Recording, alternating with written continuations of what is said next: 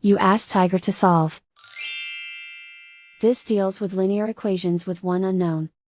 The final result is x equals -13/12.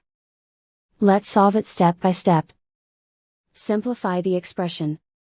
Convert the integer into a fraction. Combine the fractions.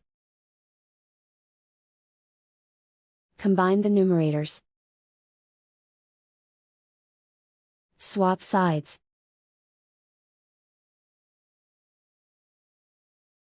Group all constants on the right side of the equation. Subtract 2 from both sides.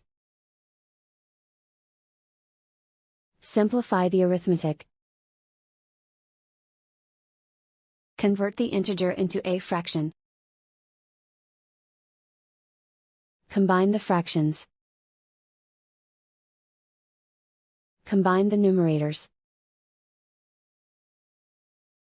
Isolate the x.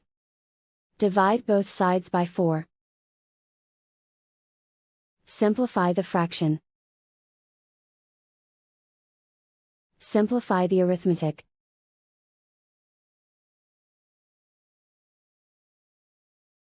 And so the final result is x equals -13/12.